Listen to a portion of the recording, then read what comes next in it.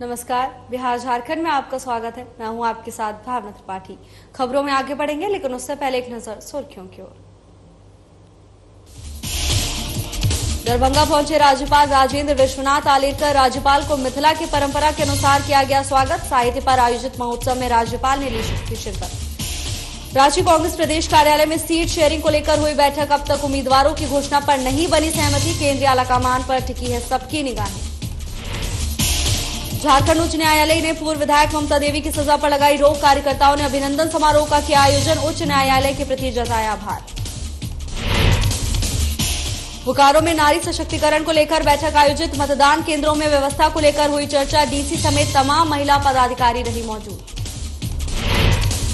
गोपालगंज न्यायालय परिसर में अपराधियों का तांडव। खुलेआम गोलीबारी की घटना को दिया अंजाम। एक आरोपी को पुलिस ने किया गिरफ्तार।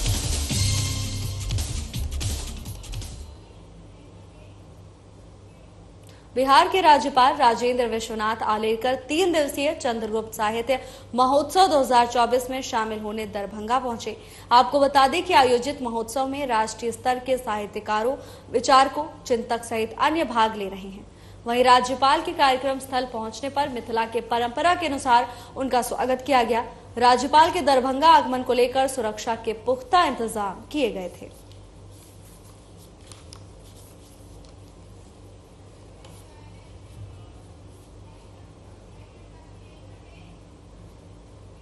झारखंड विधानसभा को लेकर उम्मीदवारों की घोषणा को लेकर रांची में सहमति नहीं बनी।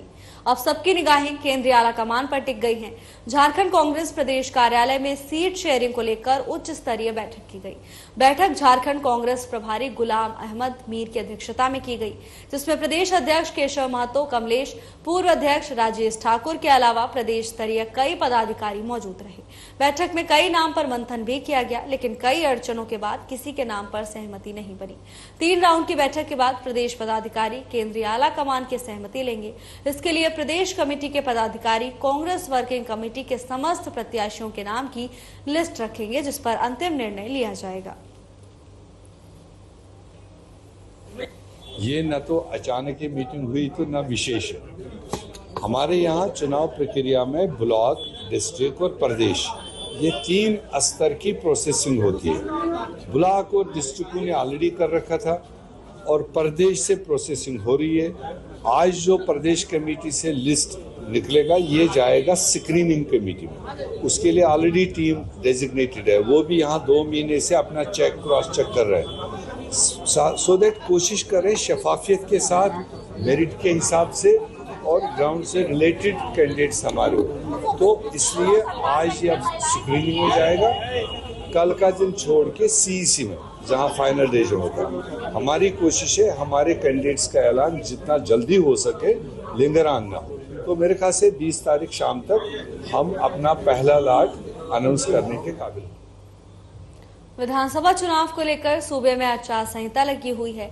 इसे लेकर पुलिस प्रशासन सजग है।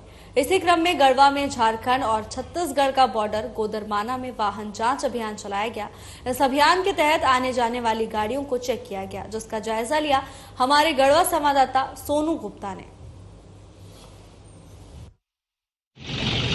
अभी हम आए हुए हैं गढ़वा जिला के झारखंड और छत्तीसगढ़ के बॉर्डर पे, जहाँ पे आचार संहिता को लेकर यहाँ पे चेकिंग चल रहा है। आप देख सकते हैं जो चेकिंग है यहाँ पे सब अधिकारी लोग भी आए हुए लगातार चेकिंग चल रही है, चेक किया जा रहा है। और मैं आपको बता दूं कि ये जो एरिया है झारखंड और छत्तीसगढ़ का बॉर्डर है। साथ ही साथ अभी ये सूचना मिली है कि 87,000 रुपये जब्त भी किए गए हैं, जो छत्तीसगढ़ से झारखंड की ओर जा रही थी।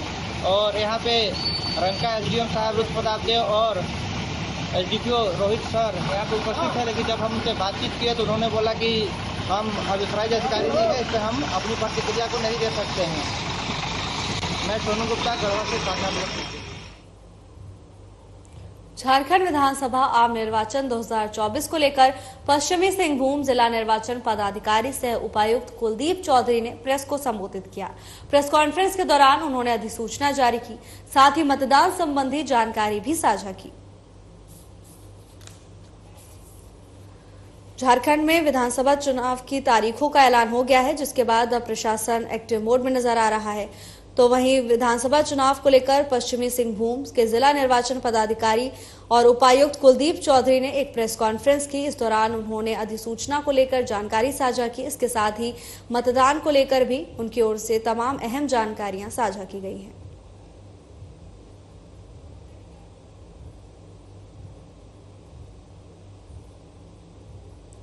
पश्चिमी सिंहभूम में जिला निर्वाचन पदाधिकारी ने प्रेस कॉन्फ्रेंस की।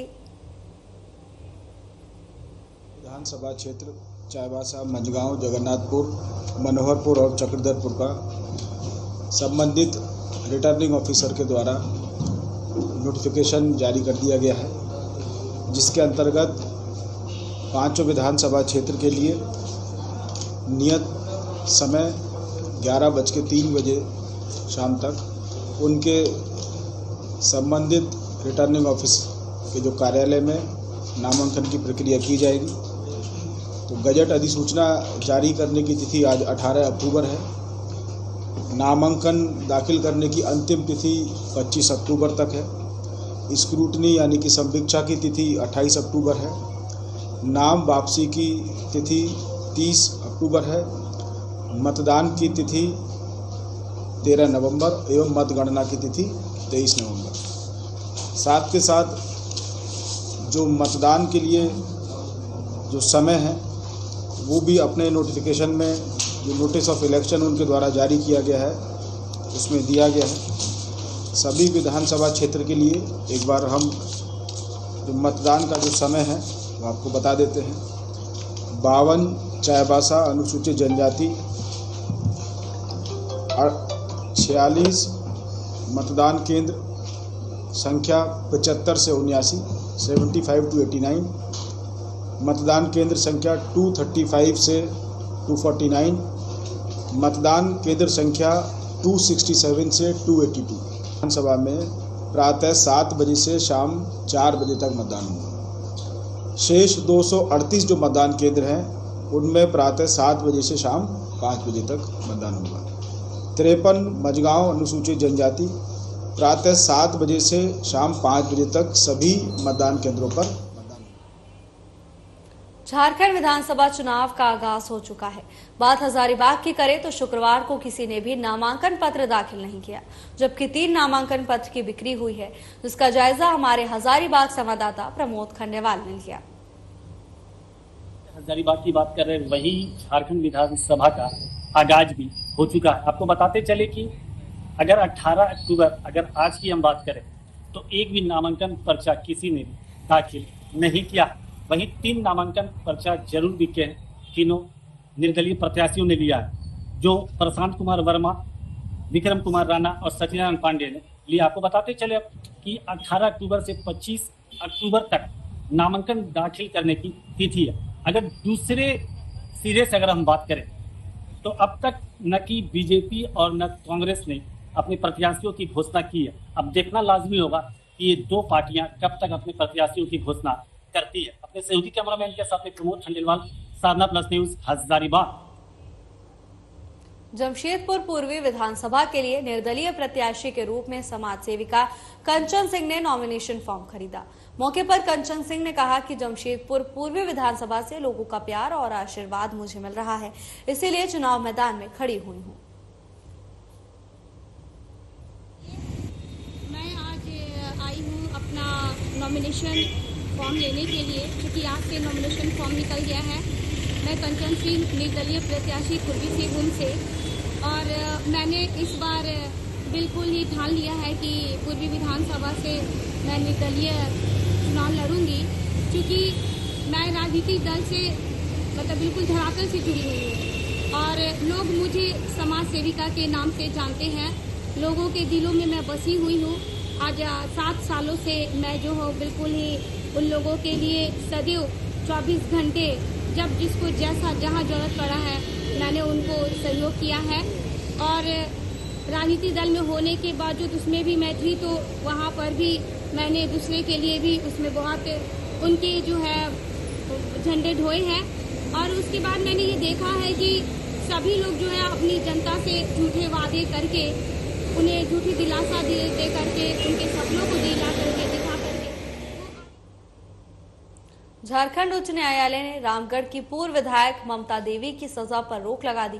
इस फैसले के बाद रामगढ़ कांग्रेस पार्टी के द्वारा ममता देवी का अभिनंदन समारोह का आयोजन किया गया। इस कार्यक्रम में पार्टी नेताओं ने ममता देवी की कर्मठता और उनके संघर्ष की कहानी को बयां किया।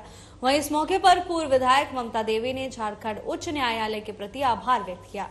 साथ ही कहा कि पार्टी अगर टिकट देगी तो वो रामगढ़ से चुनाव लड़ने को तैयार है। माननीय उच्च न्यायालय का तहे दिल से आभार व्यक्त करती हूँ। जो डिसीजन माननीय उच्च न्यायालय ने मेरे पक्ष में दिया है, कहीं न कहीं ये कह सकते हैं हम कि असत्य पे सत्य का जीत का एक जो बात कहा जाता है वो कहीं न कहीं देखने को मिला है कि जिस तरह से निचली अदालत में मुझे सजा सुनाया, जो गलत तरीके से केस को एक बनावटी तरीके से पेश करके गवाहियों को प्रभावित करके मुझे सजा भी दिलाया, और उसके बावजूद भी वो सारे प्रमाण देने के बावजूद भी मेरे कई सारे ऐसे जो केस करता थे वो हॉस्टाइल भी हुए, उसके बावजूद भी मेरे ऊपर सजा साबित किया गया। लेकिन मैं उच्च न्यायालय पे जब गई, उनसे मैंने जब अपील किया कि भाई ये झूठा आरोप मेरे ऊपर है, तो कहीं न कहीं वो देखने को आज मिला है कि माननीय उच्च न्यायालय ने मेरे पक्ष पर डिसीजन दिया है। बोकारो जिला नारी सशक्तिकरण के लिए एक उदाहरण बन चुका है।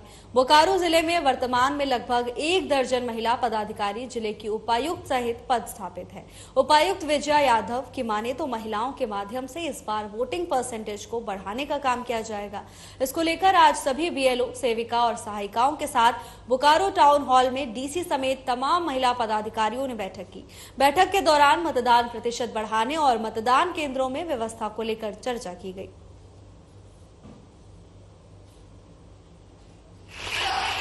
दो एग्जीक्यूटिव मैजिस्ट्रेट्स आए हुए हैं, तो एक तो एईआरओ है बोकारो की, एक एआरओ है बोकारो की, एसडीएम मैडम यहाँ पे है, वो भी यहाँ की रिटर्निंग ऑफिसर है, बहुत सारी बीएलओज है, आंगनवाड़ी सेविका सहायिका, बहुत सारी महिला है।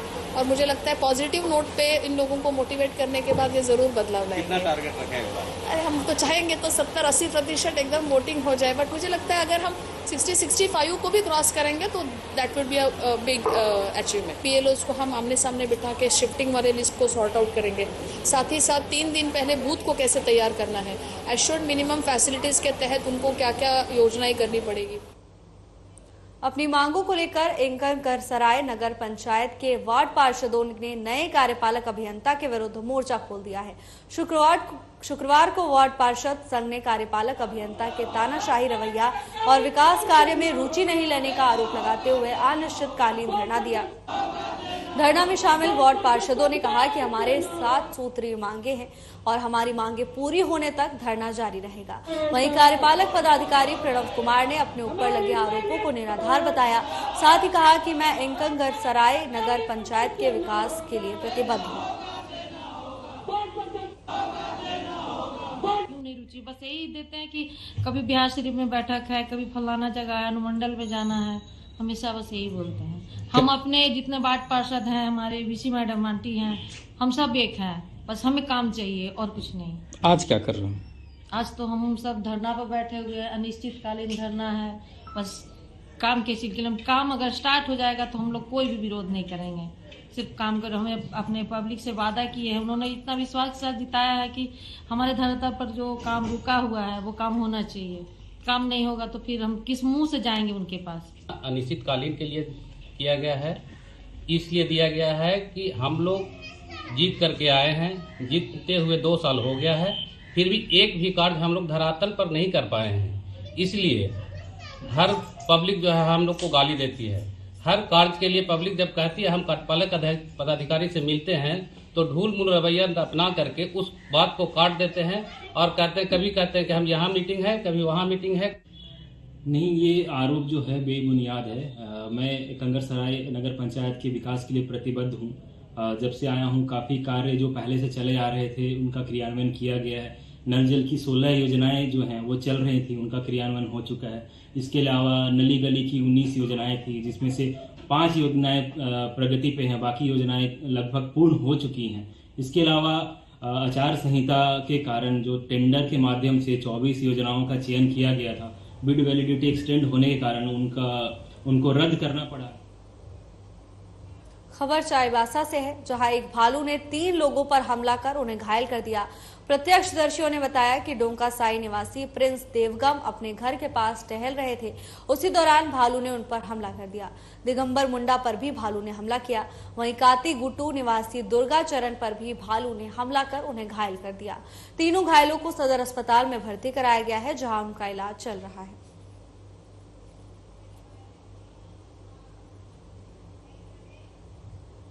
बिहार के किशनगंज में हत्या के 7 दिन बीत जाने के बाद भी पुलिस अभी तक सभी अभियुक्तों को गिरफ्तार नहीं कर पाई है। दरअसल किशनगंज स्थित दिगल बैंक प्रखंड अंतर्गत इकरा पंचायत के रुखसार बेगम की हत्या कर दी गई थी। बहादुरगंज पुलिस ने इस मामले में साबिर आलम को गिरफ्तार किया है, लेकिन परिजनों का आरोप है कि सभी नामजद अभियुक्त का पुलिस अब तक गिरफ्तार नहीं कर पाई है, जिसको लेकर ग्रामीणों में भारी आक्रोश है। ग्रामीणों ने कहा कि हमें जल्द से जल्द न्याय मिलना चाहिए। आक्रोशितों से बात की हमारे किशनगंज संवाददाता अनवर आलम ने।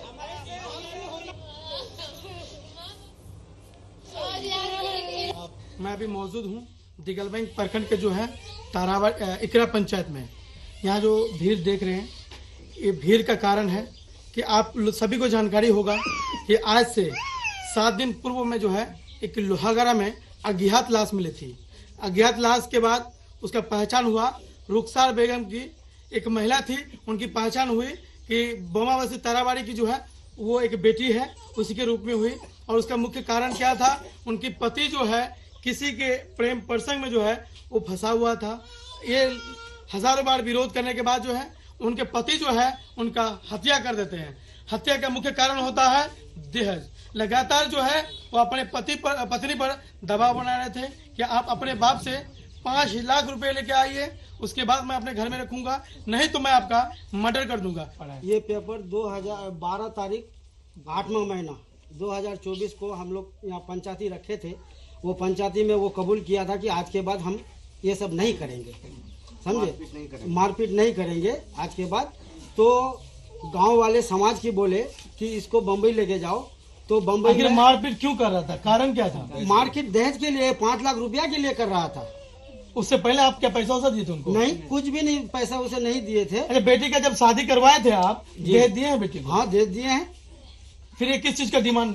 ये डिमांड कर रहा था लेके आओ, अलग से लेके आओ, हम घर बनाएंगे और कुछ करेंगे या कुछ करेंगे, गाड़ी लेंगे। हम गाड़ी का पैसा उसको 50,000 रुपया दिए हैं गाड़ी लेने के लिए।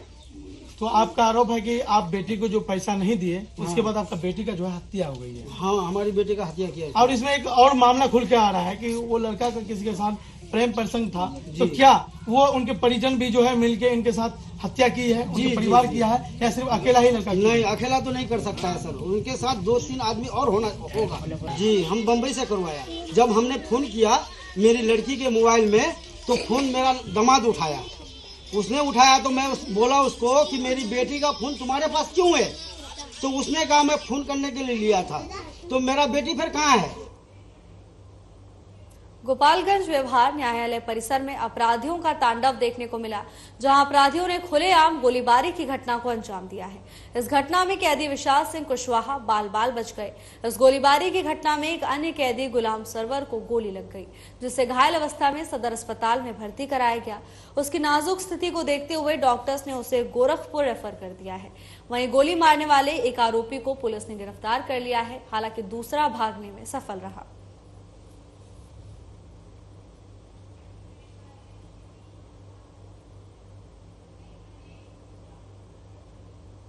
औरंगाबाद से एक बड़ी खबर सामने आई है, जहां 2 यात्री बसों के बीच आमने सामने की टक्कर हो गई, जिसमें 2 महिलाओं की मौत हो गई। वहीं 2 दर्जन से ज्यादा लोग इसमें घायल बताए जा रहे हैं। कई लोगों की स्थिति गंभीर बनी हुई है। घटना औरंगाबाद के दाऊद नगर गया पथ पर मंडल उपकारा के पास की है। हादसे की सूचना मिलते ही मौके पर पहुंची दाऊद नगर पुलिस आगे की कार्रवाई में जुट गई है। खबर औरंगाबाद से है, जहां 2 बसों की टक्कर हो गई, जिसमें 2 महिलाओं के मृत्यु होने की खबर सामने आ रही है। तो वहीं बस में सवार अन्य यात्रियों की स्थिति भी गंभीर बताई जा रही है, जिन्हें इलाज के लिए अस्पताल में भर्ती कराया गया है। हादसे के बाद यातायात व्यवस्था घंटों तक प्रभावित रही। भारी संख्या में लोग सड़कों पर उतर आए, तो वहीं मौके पर पुलिस प्रशासन भी पहुंचा और घंटों की समझाइश के बाद जाम खुलवाया जा सका। था ट्रक को, उस साइड से भी ट्रक आ रही थी, जिससे दोनों में टक्कर हो गई, बहुत लोगों को घायल हो गए। कितने लोग सवार थे बस में? लगभग 50-60 लोग। मौत कितनी की हुई है? हमारे सामने तो 2-3 लोग पड़े थे, बाकी हम चले आए। आप कहाँ से कहाँ जा रहे थे? हम जा रहे थे वो दाऊद नगर से गो। अच्छा, यानी तो दाऊद नगर जो गो जा रही थी बस वो वही ओवरटेक कर रही थी? किसको ओवरटेक कर रही थी? ट्रक को। हाँ, डंपर जा रही थी साइड से, उधर। तो आप ही के बस में जो महिला सवार थी वो गिरी है? हाँ। कुढ़नी थाना के झिकटी में अपने दरवाजे पर नींद में सो रहे किसान को कई बदमाश गोली मारकर फरार हो गए। बदमाशों ने स्थानीय निवासी 50 वर्षीय किसान पप्पू सिंह के ऊपर 2 गोली चलाई। एक गोली किसान के दाहिने हाथ में लगी, जबकि दूसरी दीवार से टकरा गई। गोली लगने से घायल किसान को इलाज के लिए अस्पताल में भर्ती कराया गया, तो वहीं घटना की सूचना मिलने पर मौके पर पहुंची पुलिस बदमाशों को चिन्हित करने में जुटी है। इस संबंध में प्रभारी थानाध्यक्ष विनय कुमार ने बताया कि घटना की छानबीन की जा रही है। खबर मुजफ्फरपुर से है, जहां अपने दरवाजे पर सो रहे किसान को कई बदमाशों ने गोली मार दी और गोली मारकर जगह से फरार हो गए। आपको बता दें कि गोली किसान के दाहिने हाथ में लगी है। गोली लगने से किसान गंभीर रूप से घायल हो गए, जिसे इलाज के लिए अस्पताल पहुंचाया गया है। तो वहीं घटना की सूचना पुलिस को दे दी गई है।